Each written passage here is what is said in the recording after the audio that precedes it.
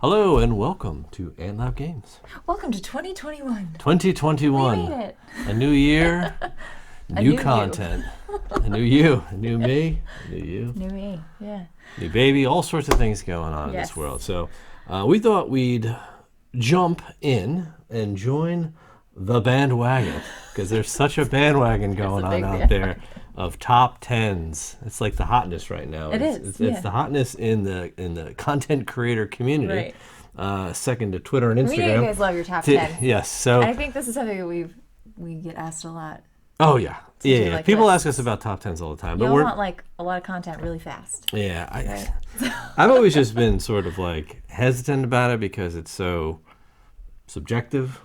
It is, yeah. So what we decided to do is something a little different. So this isn't going to be like a top 10 games of 2020. Right, and to be quite honest, like I think anybody who can sit there and say these are the 10 best games of 2020 or of any year is outright lying to you because they haven't played every single game released in 2020. There's not a single reviewer out there who can claim that. Yeah. I would. Too many games. There's like tens of thousands of games that come out every year. This year. Games you don't even hear about that could be those hidden gems. Yes. That I'm not even sure people are getting through 10% of the games out there and then claiming that these are the top 10 games. Right. The top 10 games that you've heard of. So that's always been like kind of our beef with like top 10s sort of. So when we decided to do this little series, we'll do one. We'll see how it goes.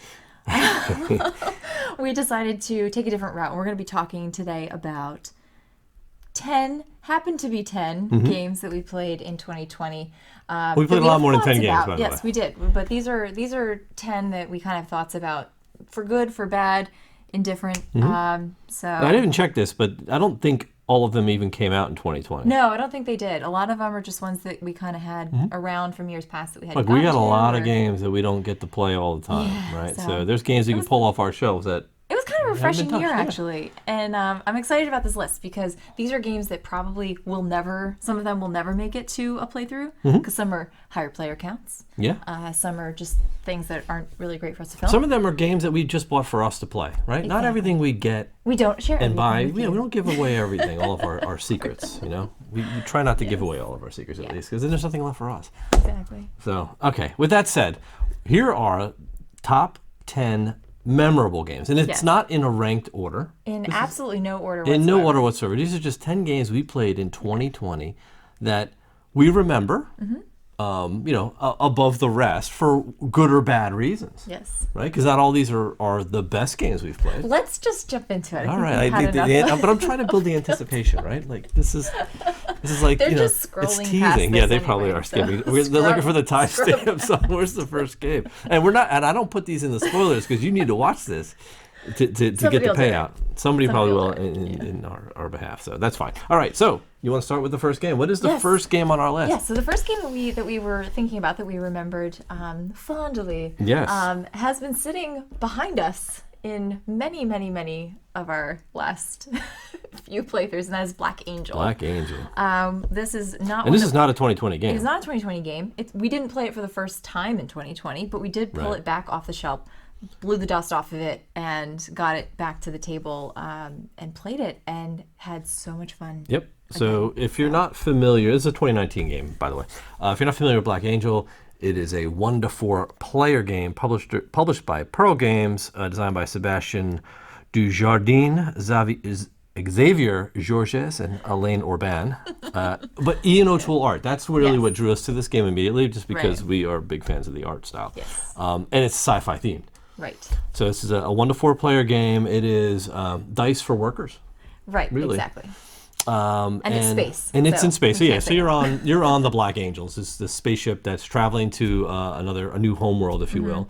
And on this journey, you're using robots basically to do a lot of your work, and you're assigning them all different tasks, and you're sending them out into space, and they're interacting with these other species out there to earn victory points and generate more resources, and you're doing this like tile grid. Right. And the whole time, you're actually having to kind of manage your ship and also manage your space exploration. So a couple of things. We have the board where your ship stuff is taking place, and the things that you're doing out in space are actually inviting in, what are they, like I want to say it's like a virus. Oh, It's they're like Ravagers, maybe I think it's called. I think it's called Ravagers. Yeah, it's bad stuff. I keep wanting to say Reavers. Right. For those of you who know Reavers. Same concept. But it's similar concept. Well, they're not eating people, but they're still bad. They're like damaging stations. They're damaging things. So you are having to go around, and each of your worker locations can be significantly damaged, which impacts your gameplay and your ability to use those stations to generate things like resources that you need to actually go out and fix those stations. Yep. So all of that adds to the complexity. It does, yeah. And you're managing like this technology grid on your own personal player board where you're sliding in technologies and they're pushing other ones over. And it's this whole tile placement sort of game in itself. And you've got dice that you're using and kind of manipulating those. And they're like unique dice because it's like 3 2s and 1s. And right. So it's not your standard D6, but they are in the shape of a D6. But overall, like, what were your thoughts on Black Angel? I loved it, and I'll tell you, one of the things that I really enjoyed about it was the space exploration piece, because what happens in this game is that your ship is on a long tile, and you're moving every round. Essentially, this is kind of like your timer. Every round, you're taking away a length of that space track. And what it does visually for you as you're playing through the game is moving your ship closer and closer to this homeworld. Spez. I think it's called Spez. It's called Spez. Yeah. But you're moving, and it actually looks like you're moving because of the way that you're taking. It's like you're on a treadmill. Actually, it's a lot like if you watched Anthony's solo, Fallen Skies. Wow, yeah. It's very similar to that kind of mechanic where visually you're watching this thing come closer and closer, except that you are on the ship and you're moving closer and closer to Spez. And what'll happen is there's opportunities for you to explore on some of those tiles, but as you're moving through the game or through the rounds, those opportunities on that bottom tile of space are like in the dust, because you're flying through space. So if you want to get to a certain planet and exploit that planet or exploit that species, you're like trading with them and so you will miss the opportunity if you're not quick on getting out there. Yeah, because there's certain ones you could put out there that you could park a ship, and anybody could park a ship there and exploit it, right? And generate like resources. But there's other ones that you kind of park and you don't really get the points until they fall off, until you've flown away from it. Right, exactly. They have to like fall off the end of the board. But it's just a really neat concept to try to weigh which one do you put out when, and what makes the most sense. And again, you have a limited amount of workers, which obviously we love, and you're deciding, do I use my actions on the space ship or do I use them in space, and how do I manage all of this? So yeah, fantastic game. I think I would love to do a playthrough of this at some point. I would say it's in queue, but we'll see. There's a very this is definitely one I'd like to get to. Again, when I think about, like, even just talking about it now, I'm itching to play it again. I know, me too. It's a table eater. So let's just scrap this whole top 10 thing. Yeah, all right, we'll do a playthrough. We'll use this time to do a playthrough for Black Angel. But no, we actually got this at a con, and so we have a visitor here. So if it's not the baby, it's the kitty cat. So. Yes. All right. Goodbye. So this is Ari, for those of you who've never seen our cat. So yeah, she's a Maine Coon. Yeah, loves to jump in boxes and destroy pieces. So yeah, this was at a con. Was it at PAX? I think it was PAX. Last year's PAX, when there were cons. Ran and made sure I got a copy of this, and we didn't get to play it right away, but I'm extremely happy I did. I did get it when I did. So that's number 1, Black Angel. Fantastic. All right, next on our list, number 2, but not really number 2. Not number 2 for the sake of we need to do these in some order. So this is actually a card game. It is a trick-taking game, which I got to tell you, we are not trick-taking players. No. Like, this is, and I know there's a lot of people who are like passionate about trick-taking and they just absolutely love it. Yeah. And go bananas for it, but we just don't play trick-taking games. It's not our MO. And is it a cooperative game? It is a cooperative so, trick-taking. Yeah. This is called The Crew. In case you haven't guessed it, The Crew. Yes. The Quest for Planet 9. Right. So this is a 2019 game as well. We're so late to the party on this stuff. This is all the stuff we probably should have done in 2020. We probably not. Yeah. Anyway, this is a game, again, not one that you'll ever see us probably play on the channel, number 1, because we don't own it. Correct. We don't. So this is one we actually played with our family this year. It's I don't even know how to begin to describe Well, this I can game. start. It's a 2 to 5 player game published by Cosmos and designed by Thomas Singh. Yes, very good. Yes. And this is, again, a cooperative game that you can't talk. Yeah, I mean, Like, thematically, you're trying to yeah. discover a planet, right? And you've got different cards that are different colors and numbers, and you're trying to, obviously take certain tricks, Right. but you're not allowed to tell each other what As a numbers you have. as a group, right? Correct. And it's interesting because there's 50 missions, Right. and they get more Progressively more difficult. Yes, more difficult as you go along. Where they start out, they're really easy in the beginning, and you have like these certain like satellite things where it allows you to communicate because it's like, Right. oh, communication's up, but then it's out, like communication's over. Right. So you do have certain ways to kind of communicate it, but you're really trying to make sure that you hit certain trick requirements that the mission is asking for. Right. And they get more and more specific about certain timings, certain specific pairs. Like you've got to, and you don't know if somebody else has the other card. Right. So if you start leading with certain colors, Yeah. and you bleed them out, then you're like, oh, we needed that for later. Right. Exactly. Now, so I mean, if you know trick taking, you get the joke, right? Right. But this is kind of our real first, I guess you could say, thematic gaming of trick taking. Yeah, at least it for was me, right? very, very, very thematic, and it was surprisingly a lot more fun than I thought it was going to be. It was one of those ones that we played it with our family, and when we pulled it out, it was kind of like, okay, like let's just like try this. And what I liked about it was that you can try. I think maybe the first mission took us 10 minutes or something. But we easily played it for like maybe 40 minutes. Yeah, I we think, really 45 took our minutes. time. So Yeah. we took our time with it as it got like progressively more difficult, and it's so rewarding when you actually do get the tricks, you kind of win the round, Right. and you've done it all like together. So if you're into those kind of games where you're like, there's like some secret information and there's like communication like issues, I guess. Yeah. Then you probably like this one.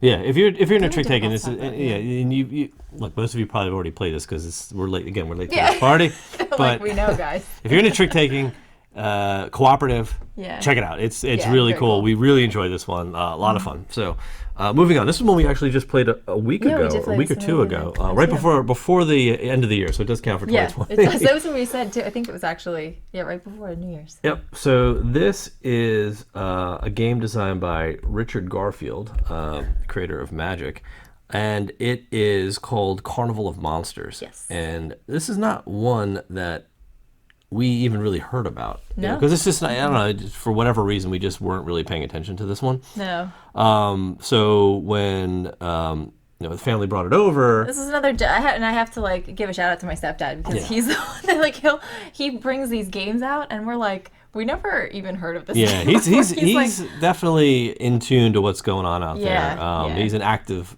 gamer, and he always brings over really Yeah. good games that we're like, well, we heard about it, but really didn't know. Right. We end up playing these games we never would have played otherwise. yeah, and this was one of them. Yeah, so it's amazing that this one made the list because we both played it and really enjoyed it. It was really fun, and I guess and I've never played Magic, but I got I have. a thorough history about it. Yes, I took her on a tour of what is Magic the And then Gathering. we played this, and I'm like, this is like Magic. Well, based on my explanation. Based on your So yeah, so you're drafting you're really drafting cards, right? So you're getting 8 cards dealt to you, and then you're drafting one and passing them, Right. and then you actually all play that card Yeah. into your tableau or you stash it for later, Right. And then you'll draft the next card and then pass the pile the other way, and it just keeps going that way for all 8 cards, and that's the whole round. Yeah. But by the end of the round, you're going to have 8 cards played either into your storage Right. or into your tableau, and you're playing land cards just like you would in Magic. Right. So there's like land cards, and then there's your monster cards. And Correct. thematically, the idea is that you're trying to collect these monsters. Yep. You're actually like putting them in like a cute little old-fashioned like cage, which I picture on the back of like a truck or something. Yeah. And then they're going to your monster Menagerie. area, master menagerie, right? Yeah. So you're kind of putting them in your I don't know, like your hold for I think the it's end called of the the game. menagerie. It is called a menagerie. So yeah, each monster has a cost of a specific land type, and a certain number of that land, Right. particular land type, and there's like 5 different land types, and some monsters have like a danger rating, one, Right. 2, 3. And at the end of the round, you roll these danger dice that have cages, and that's like offsetting the dangers. Right. And if you can't offset the danger marks, then you have to actually pay Yes. gold, Right. per danger mark, 3 gold per danger. And, Yeah. and gold is like hard to come by, so it's very costly because then you have to Yeah. take loans out and some negative points. So after a series of rounds, the game ends, and then you start counting up all your monster points. Right. You'll have some end game goals in there as well. Yeah, You'll pick and that's up the kind of cool contracts. thing about the draft is that you will end up drafting all the cards, Mm-hmm. in the hand, and some of those will be like extra cages, or they'll be end game goals, and you're able to, if you don't want to like play it right away, you can store them. You do have to pay a gold to store a card. Mm-hmm. You do, yeah. But sometimes storing those extra cards is nice because they're those end game points. Yeah. So there's a lot of different ways to get points. It's a lot of set collection. Really fun, and I think really accessible too. So this would be it was really this is easy. actually one that I think like even the kids might enjoy. They this might one. enjoy this one, yeah. So it's age 12 plus, but I think you Yeah. can go younger go a on this little one younger for on sure. And the art's really nice. It's like magic style art, really pretty. Really surprised by this one. Yeah, I was too. Really, All right. 2 to 5 players, 45 minutes. Really surprised. So that was Carnival of Monsters. Betty. All right, so number Number 4 is a game we already Reviewed. and did a playthrough. So it's on the list because it made such an impact to me personally. One of my Yeah. all-time favorites for 2019. Still one of my top games that I enjoy in 2020. It is Maracaibo. Yes. I don't know what it is about this game that I love so much. I think I love a good. Sailing. You love a good rondelle. It's not a pirate theme, but it Right. kind of is.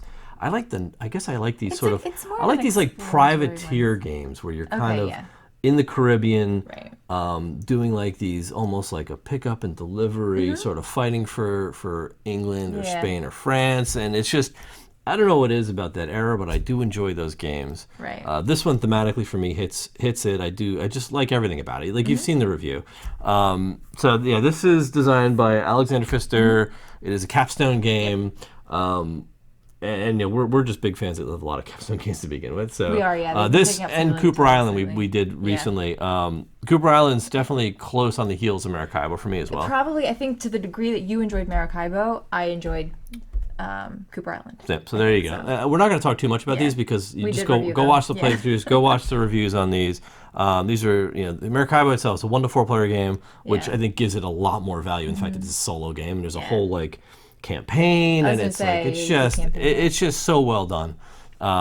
Can't speak any more highly about it. It's just, but again, we'll direct you. We won't spend too much time on this one. We'll direct you to our video, our playthroughs, and go check it out. Right. So number 5. Yeah, I'm excited. This is a surprise one. So This was you a want to surprise talk about this for one? you. For So, me. Yeah, so this is a game that was actually recommended to me by a friend of ours years ago. And I have been searching and searching and searching for it to get for you because I knew that you had never heard of it. Never heard of And it. so I finally got a copy, gave it to you as a present. It was a randomly. 2018 published game. It is, and it is a game called Liftoff. Liftoff. It's a space game. It is about a building rockets. space game. and It's going to about space. it's about the space race. Yeah, you literally it's essentially a card game. That It you're is, building sort of like an infrastructure for a space agency. But you're also with your cards physically building your spaceship, Yes. which is kind of cool. Yeah, and you're like loading it up and launching Right. missions, and it's got sort of retro-y art, I really which I loved do it. like. Yeah, and I'm a real stickler for art. Right. Like there's art in some games I just can't stomach, and there's art in other games that I really do appreciate. Yeah. And this one is really pretty. I thought it was done really well. And it's cool because in this one you're building a rocket, you're going on like missions, but you can take several different routes to building your rocket. Because what's going to happen is you're going to have like a cargo capacity based on the size of your rocket, and then the bigger your rocket, the more weight it has, so the more power you need.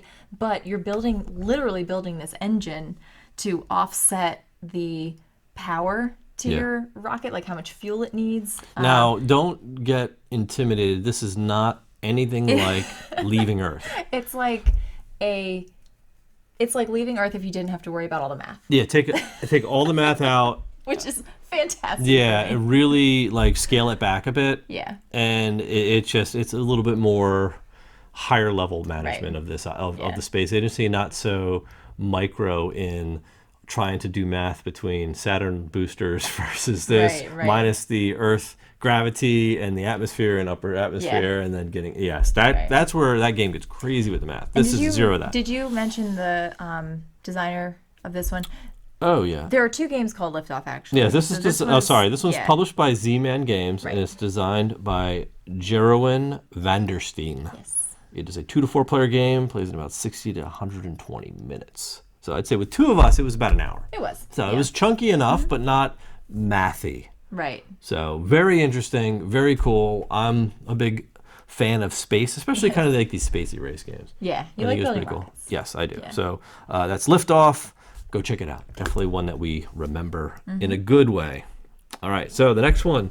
So this one was all the buzz, and this is, I believe, a 2020 game. I think it was too. If I look at the full credits, yes, it is a 2020 game. And this And one, this is not one that we would ever film. never. This won't get filmed. This is just not something that we would film because it's just too long, Legacy. too epic, too spoilery, I think. And it's something that you should experience on your own. It is Gloomhaven Jaws of the Lion. I know a lot of you probably already have it, played it. It's something to pick up at Target, for goodness sakes. Yeah. But it is really, like, we have the original Gloomhaven, never played it. Right. Right? Didn't I have got it in a trade used, never played it. It was just, I opened it up one day and I was like, oh my God, this is just too much. I found that Jaws of the Lion was so much more accessible Absolutely. than the Yeah. original Gloomhaven, that now, having played Jaws of the Lion, I could go back and play Gloomhaven Yeah, it was with a kinda lot like- more confidence. It was like intro to Gloomhaven. Yeah. Which is actually what I think when we pulled it out, we're actually playing it with Harrison. Yes. Your son. So, and it was Who's like, 15. Who's 15. And loved this. Really Like, enjoyed this. Really had a good time with Yeah. it. And when we told him, like, hey, there's actually like another game called Gloomhaven. Yeah. It's a lot bigger and a lot more epic, and you're going to create like a bigger character. He was like into it. Yeah, Like, and really he was all about it. really excited the fact that this was campaign. And after we Yeah. played the first mission, and he's like, "All right, that's it." I'm like, "No, we're actually going to build our character." He's like, "Wow, He was that's like, really "Yes." cool." So the whole character development, leveling Yeah. up, gear, equipment, like the way the deck building works, the upgrading of your abilities. It's just the way they walk you through it. How the whole game board is on a book. Yeah. So you don't have to worry yeah. about tiles and all that Right. stuff. It's just so intuitive and so well laid out that I think if you haven't played Gloomhaven, you probably want to start here. Yeah, I think so. That's And that's what we did. And for us, and we don't have a lot of trouble learning games. No. I just have issues with patience on certain We games. have patience issues, time issues, Right. and space. Yeah, space and issues. time. I have always issues with space and time. But no, for me, in my opinion, like this is the way to play Gloomhaven, at least for the first time. Yeah. So we've played about 5 missions. I think we're looking to pick up and continue it Yeah. again. I think just things have been hectic lately. But really, really like Yeah, this very one. good. So much Yeah. so we painted the minis. Like, and that takes a did, lot yes. to get Yeah. us to do that. Right. So Yeah, we have a long line of, probably a longer line of minis to paint than we do games to yeah, film. you have no So. idea. It's You crazy. should see the basement. Yep. So that was Gloomhaven, Jaws of the Lion. All right. Okay, number 7. Number 7. This is another Target special. We've been doing a lot of Target gaming these days. Either we've like stepped down a notch in what games we want to play, or Target Target's has- stepping it I up. think Target has stepped I'm up gonna their game. I'm agreeing with you. I think Literally. Target really We should has do like stepped a up. Target event We should, right? where we just, after COVID, After COVID, yeah, and just go to Target and like play games. we could do that. They have a Convert people into a gaming. decent amount of games there that I really do do. find myself checking out their game section these days. It's crazy. So this is a 2020 game, Yep. and it is Pan Am. Pan Am. Prospero Hall Yes. designed it, published by Funko Games. Did not have high hopes on this one going in. Yeah, again, and not to bash Target specials or anything, but it was kind of like, is this going to be, cheesy? You had exceedingly low expectations had- for this based I on did. your like, oh, yeah, I guess we could play that game.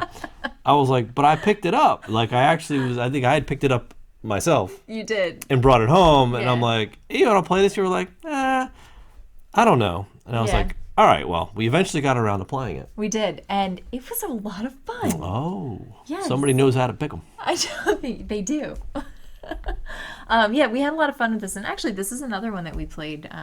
Harrison played this one with us too. He did. So another one that I think is very accessible from like a family standpoint, but also a lot of fun from we play a lot of gamer standpoint. Yeah. Art is this is like my really my kind of art style. Classy art. It's like that not monochromatic, but like color on color, like like prints almost. They look like prints, like vintage sort of. Not looking. Like Prince, but not like Prince, but like you would see like a 2-tone print, and that would be a 3-tone print. Prince. Not Prince. So no, like it's really clean. It is. It's got miniature airplanes. It does. I think it's got like a 1, 2, and a 3, or a 2, 3, and a 4 prop plane, right? Yeah. And you basically, it's a map of the world, and it's got all these routes in a bunch of cities, right? Right. And you've got a deck of cards, and you're drafting cards, and the cards you get represent cities, and if you have that city, it gives you the right to build an airport in that city, or to fly. It gives you the rights to land or take off from that city on your route, and you're basically trying to claim routes with certain planes. Yeah, but it's interesting though, because unlike a route building game that would be something akin to like Ticket to Ride or something like that, you're not like building these routes to last forever.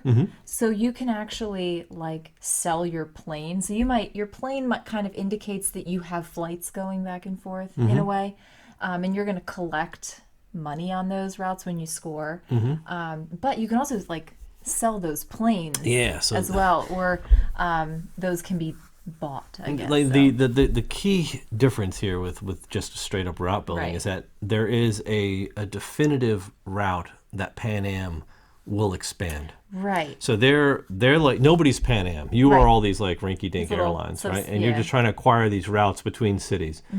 And Pan Am has basically this itinerary of where it's going to be claiming routes, and it's going to do that every round. They're expanding, and as they expand, if you happen to have one of those routes that they're expanding into, you could sell it to them. Well, you have to sell it to them. Yeah.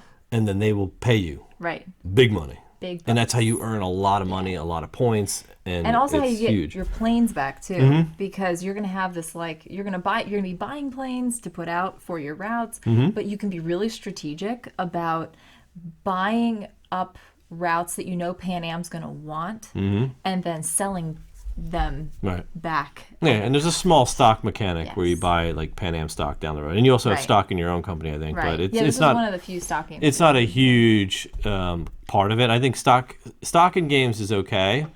We had a lot of experience with stock. Yeah, we're going to talk about a game with actually there are some stock games coming up. So that was Pan Am. Yeah, really like that one. Yeah, really enjoyed it. So surprising. Yeah. All right, the next one is wow, this is a game. We kind of did do this in some sort of order, right? Because it makes sense now. We kind of stuck them together. Yeah. So our next game is also a route building type of game. It is also a stock type of game, and it is Irish Gauge. Irish Gauge, designed by Tom Russell. Another capstone game. We have a lot of capstone games on our list. 3 to 5 player, which is why you won't see a playthrough on this one. But you will see a review. I did do a kind of a blog article on our website that went over what we thought about our experience with Irish Gauge, because this was another really surprising one. Yeah.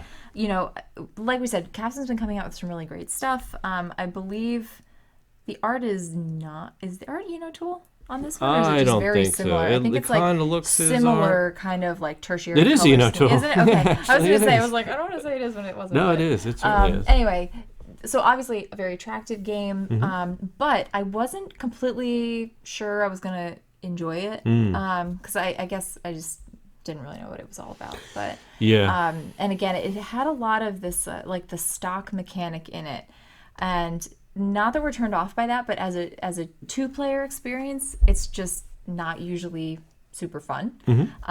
So with this, we weren't really sure like how that was going to come across. But again, we had the opportunity to play it with some family, and it actually was really like we were like buying each other's stocks, and it was The thing fun. is, Like it wasn't like it's not even cutthroaty. It's not even buying each other's stocks in this game, Well, because yeah, you're explain how it is, You because start out with a certain stock company. certificate. Not even you own shares in a company. Yes, you were invested. So you want to see that company Succeed. So you're going to determine where the company's route expands. Right. So the better that company's route expands, the more your stock's worth, right? Right.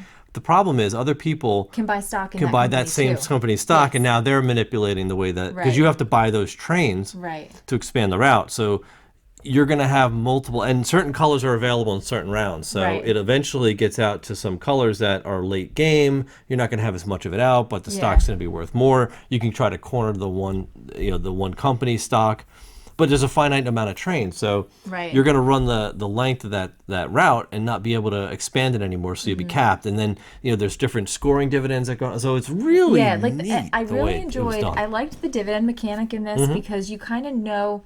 You sort of know what's coming up in a way. You do, yeah. Certain cities are going to score you dividends when scoring happens if you have stock in that company. Yep. But the funny part to me about this was that it was really hard to peel yourself away from the fact that, like, okay, this railroad is not my company. It doesn't like define me. Yeah, I as had a player. lot of problem with that. And it was like, wait a minute, why are you, what do you mean you're getting paid Yeah, on my yeah. routes? Like, I built this whole But somebody can easily- route, and then somebody sees that scoring come up and they buy stock in your Not even company, yours, yeah. in the blue company. In the company you've been working. Right. And now so, they're a split shareholder, Right. and now they're manipulating it, and they're helping it grow because they want to. Yeah. So that's good for you, Yeah. but now you got to think about: do I start expanding into another company? Do I diversify? Like, how do I maximize this? So it was surprisingly a lot more fun than I thought it was going to be, and also a lot more accessible. Yes. So I was pleasantly surprised. Really, It sticks really in my surprised with this memory. one. Yeah. So wow, all like really high reviews at this point. I know. So yeah, there's no bad things. All right. So another one we'll talk about, and we're getting towards the end of the list, right? We've got 2 more left, so we'll push through these. This one is an older game, but it was an expansion to a game that we had for a while. I traded for this game a long time ago. I picked up one of the expansions. We played it. Didn't really love it because the ending. The conditions to end the game are really not great, and it's just it's not fun when you push through and you do all this cool stuff, and then the way it ends is just like it doesn't make a lot of sense. Yeah. So the game is called Fallout, right? And it's based on the video game Fallout. It's not the bomb shelter or Fallout shelter. It is Fallout, right? So the expansion that came out last year is called Atomic Bonds, and it was the cooperative expansion, which is what this game needed, because the game felt sort of semi-co-op, but not really. Right. And you were each pushing up different factions, and then when a certain faction reached a certain point, the game ended, and it was like it was just really weird. With the expansion Atomic Bonds, right? And I'm only talking about this game with the expansion. We played the base game Fallout with the new California expansion and the Atomic Bonds co-op expansion, right? And it comes with scenarios that create a cooperative play for every single scenario in all of the boxes, right? It like so rewrites the game, basically. all of them. Yeah. So what changes is that you pick the side of the card depending on which faction you want to play allied with. You have to be allied with one of the 2 factions, red or blue, and then you have certain requirements based on that mission. Scenario to complete it, and you essentially got to go through the map, get to the end, and complete it, which we did. We had a lot of fun with this. It's just there's a lot of hate on this game, mind you, but at its heart, if you're just looking for an adventure game, that's the thing. The theme is so good. Why is that so funny? Because it's just funny. So, no, but the thing is, like, this is... nothing else matters. Nothing else? Oh, nothing but the theme. Like, nothing else matters. The theme is so good. It's just like... it was just an immersive experience. Yes. And you're going through it, and you can kind of feel like, oh, like, what's going to happen when I flip over this tile? Like, what's going to be in there? Like, where's this thing that we're searching for? Yeah, where are these monsters going to move into my space? Are they going to attack us? Am I going to have enough health to fight this dude off? And And it's not like a lot of these to me can be very like stressful, where you're like, I don't feel like I have the right resources. I don't feel like I have the capacity to do this, and I can't plan it, and it's not fun. But in this one, I think because of the co-op structure, I felt like we were able to kind of like do our own things, but also kind of serve the mission. Yeah, like, and you together could in a kind of way. work together, and it's got this. And you really can work together. You can, and it's just the way the cards play out. Like certain scenarios, missions very come, thematic. and then they get dealt back in. Yeah, and you'll end right. up. It'll come up later and that's get the you. thing, and it'll tell you like if you've already drawn this card, or if you already have this, then, or if you're if you're vilified, like if Yeah, you're, yeah. If you have know, this trait, do this, and there's Yeah. a lot of really cool reminds outcomes. me of like those almost like I don't know why it reminds me of this, but like those like choose your own adventure type of like books, sort of like from when I was a kid, where it's like depending on the route that you took through the book, like different things will happen. You're gonna have a different experience. And that's, I mean, I guess you could say that about pretty much any of these types of games. Yeah. But just It just does it fun. well. Like it just does it really well, and the art is clean, and It makes looks the and feels very experience fun. Fallouty. The minis It are does. cool. Yeah. The monster tokens are very like Mage Knighty, where you kind of flip them over and there's Yeah. your monster for different types of monsters, and they have a very simple AI. Yeah. So it's easy to manage. Right. It's just dice, so there is a lot of luck with rolling, so you will get your butt kicked. But the penalties for dying really aren't that bad. They send you back to the starting area, and you lose some items, and it's like you can recover. Right. Like it's not the end of the world. So it's actually I had a lot of fun. I think Atomic Bombs really changed the game for me. Yeah. So just wanted to mention that. This isn't the games we love, and this isn't our top 10. These are Right. games that we played, and we were like, wow, that was a fun Well, experience. it was literally like we sat there and we're like, what did we play this year? Yeah. For good, bad, or indifferent. Like, what is sticking in our mind? And so far these are the ones. These are the ones that just that just rolled off the top. The 10 that rolled off the top of our head. They weren't the 10 best we've played, but they're just 10 games that we just these were all good games. Right. And it's just I don't know. I think it gets tiresome when you just talk about the same old. Yeah. Everybody's talking about the same 10 games. hotness. Yeah, all the hotness. This is the top games for 2020. Top game. Top games. Best of the best. Game. Top games I've never heard of, and top games that didn't exist until now. Yeah. Top games on my top shelf. Like all that stuff. There's so many. Like I'm telling you, there's like so many of these videos right now. It's crazy. Yeah, it's all tongue in cheek though, because it's really funny.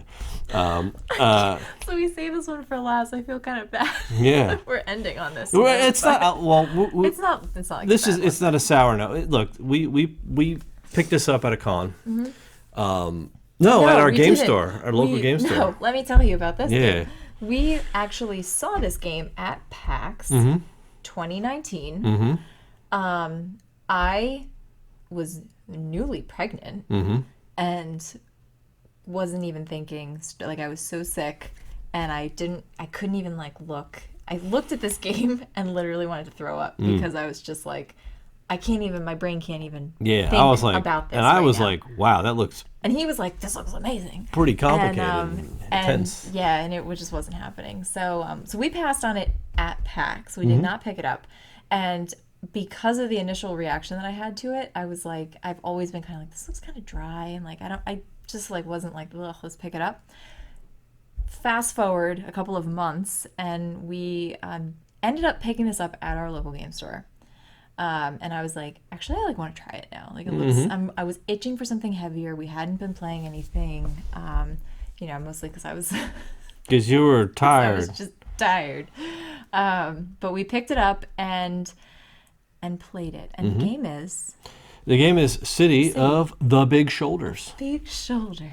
Yeah, so this is wow, this is a company running game. Yeah. And I think people were saying 18XX, is that what they called it? They were calling it 18XX. Because I don't even know what an 18XX really is. Yeah, it's a unique merger of 18XX style stock manipulation. I guess yeah, the it 18XX is. is stock manipulation. Is That's what it that is, is that the yes. trick? That is exactly what it is. And it kind of, again, turned me off a little bit because I just automatically thought like this is going to be too complicated and dry and it's going to require too much brain power. Totally not the case. Not the case. No, at all. No. Like we sat down to play this. We learned it obviously, played through it, and it was not the least bit intimidating. At least It's not kind even of enough for us. Euro-y, where It you're is kind very of Euro-y. building a corporation, a factory, you know what I mean, Yeah. and producing Right. some sort of widget at some point, Right. Well, and they're real companies too, which again, Yeah, like from a which theme is pretty cool. perspective, is really cool. You think you have like Quaker Oats in there. Yeah, and you've yeah. got like the Oscar Mayer Bologna Company Oh maybe yeah, or they're something. definitely in there. And, just a lot of different types of corporations, Real ones, yeah. real corporations that do a variety of different things. And it's really simple art too, though. Like It is. I It's mean, very there's food like chain magnate. I wouldn't say it's as It's not that dry. I wouldn't but- say it's as poor as food chain Yeah. magnate, and I say poor because I mean poor. Right. But it's pretty dry. pretty dry. Yeah. You know, this is not a game you're going to look at for a pretty picture at all. But I mean, the idea behind the game though is that you're trying to really, you want to diversify. You want to have kind of stock in hopefully multiple different companies because the products that you're creating are going to sell in the market. You're going to make lots of money and hopefully win the game. Yep. Overall, I saw the fun in this once we were done playing, but I didn't love the experience at 2. That's well put. Yeah, look, stock games with 2 players do not work. No. Not for us. No. Yeah, not for us. It was very much like you built your company, I built my company, you sold your stuff, I sold my stuff, I bought a share of your stuff, you bought a share of my stuff, and I think we pretty much came out and scored like the same or something. Like it was very not it was not interactive enough, and maybe that's our This was fault, like but no, not because it was really, like Tesla because- versus Edison when before they changed Yes, it, before the expansion. Yes, exactly. It was so heavily based on. It became a stock trading game. Like at first, it was it is about a stock it was trading. about It is electric company Oh, expansion. you're talking Tesla versus Edison. Yeah, Tesla Yes, versus. That's what I said, exactly. right? Yeah, it is. Okay, yeah, It is. it's an electric company expansion that suddenly turns into a stock manipulation game. Right. And that's all that matters. Yeah. Like you could build the best company but lose because you didn't play the stock It is market a stock properly. game. Yeah. So, and that ruined that game for us Right. until they expanded it, and then it changed all that. Yeah, and took changed that, the game completely. Yeah, and Yeah. made it 100 times better. This game suffers from that same, in my opinion, suffers from that same issue with 2 players. Is that Right. it's really hard for 2 players to just buy each other's stuff. It takes all the fun out of it. It does. Yeah. Now we haven't played this with a higher player count, But I want to. but I want to. Yeah. And then the thing also that's worth mentioning is that you're not limited to one company. You know, even in a 2-player game, you're not limited to the one company. And I think we both may have, towards the end of the game, acquired a second company to start working on. I think so. But again, there wasn't enough going on to really drive the price of things up enough to make enough money early on to buy Yeah. companies and do more stock trading and all Yeah, that. I think this So- is one we need to do with 3 plus, Right. Yeah. and to really kick the tires on it and see if it's actually Yes. better. And I will say I'm comparing this because I think we played it around the same time that we played Irish Gauge, and I just remembered the one thing that I did like about Irish Gauge too is that the stocks, like the railroads that weren't purchased by people, I think were also owned by the bank or something.